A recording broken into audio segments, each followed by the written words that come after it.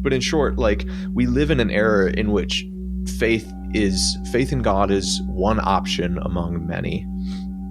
As we've lived through this, we've assumed that this is normal, right? We've just been programmed with this way of thinking. Even if you grew up in the church, like, if you grew up in the church, you were existing in a subculture that was still underneath, in some sense, a larger macro culture with larger values, right? There in media, in film and television, in the books that you read, where reality was bifurcated into two categories. You had immanence and transcendence. And you could say it another way as the spiritual and the secular, factual. The sacred and the secular. As the secular age, which was a process in which, we're talking like hundreds of years of Western thought and history, what we saw was the secular box, the box that was for things that were neutral, non-religious, grew and expanded. While the spiritual box, the transcendent box, became something more private, individual, and smaller. So the secular space was supposed to be the space where we could all share in a pluralistic culture with people. We could all go to the mall and not kill each other, right? Like, why could you go to the mall or go to a public school and not kill each other, even though there's a plurality of different perspectives, of different religious beliefs there? Is because that secular story over the top said, well, this is a neutral space, and to get along here, we have to remove ourselves from any sort of worship. There are no gods in this space. What people are starting to realize is that that's been a myth.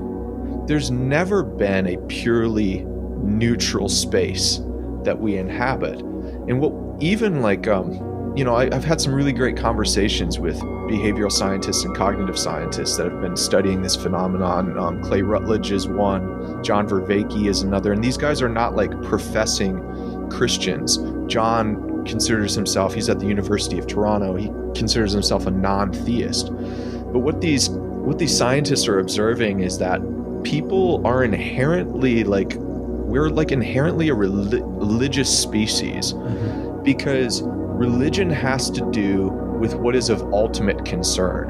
That was one of the definitions the 20th century Paul Tillich gave for what God is. God is what is of ultimate concern to us in an existential sense. So people always have what's of ultimate concern to them, and they have narratives and stories and practices that affirm those things as of ultimate concern. So let's take the mall, for example.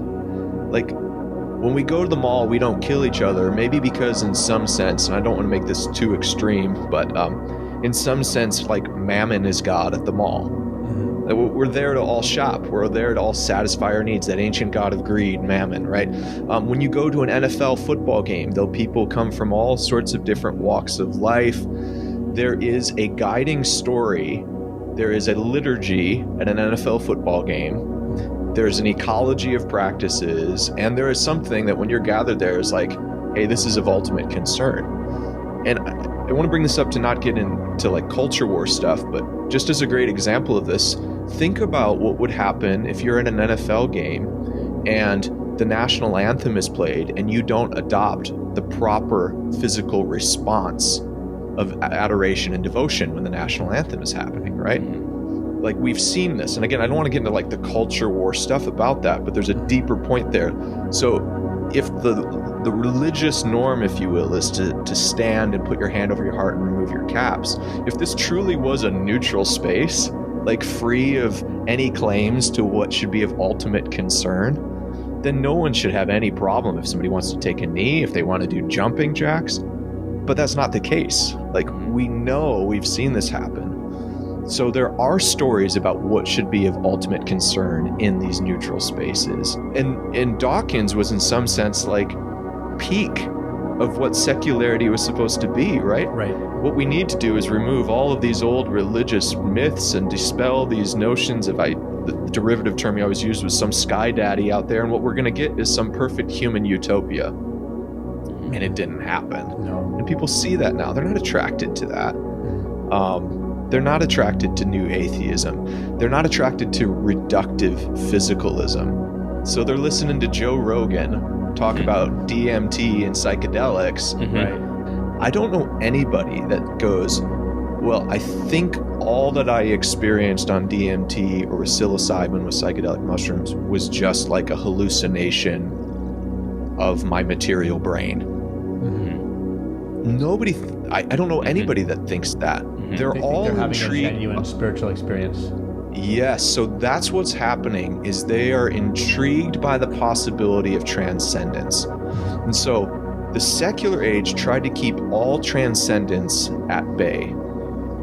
But when people have those experiences, they go, no, there's transcendence. They're not sure what it is, but they know this immanent frame, the materialist story, can't contain it all. And I think that's what people experience when they listen to like a beautiful piece of music. They encounter beauty somewhere in some profound way. They experience the birth of a child, these substantial moments that are packed with transcendence. They're packed with the glory of God. But they go, I don't think when I'm looking out at a sunrise, I'm maybe on an anniversary vacation with my wife, and we go out and we look at a sunset together. That experience that we have can't just be broken down by Neil deGrasse Tyson as some, here's what's happening in astronomy today. Like, there's something transcendent about that experience that beckons people, and I think that pressure is building to a breaking point where the secular story just can't contain the glory of God in the world. Or to take the Eastern Orthodox language, theosis, the thing that transforms us is when we get together with other people like, dude, I hate your guts. You annoy me so much. But we both. That's what he says to me every time we hang out. I've literally never said that to him in my entire life. He's making that up. Yeah, but we're bonded together by something bigger than this, and it's not politics. It's not a political story.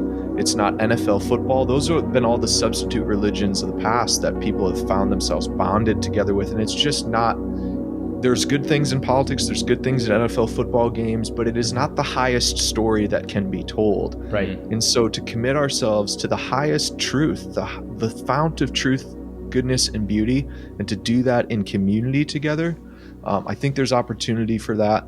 And I think as the secular age slowly begins to collapse more and more, there's a great opportunity for us to be agents of renewal in the world.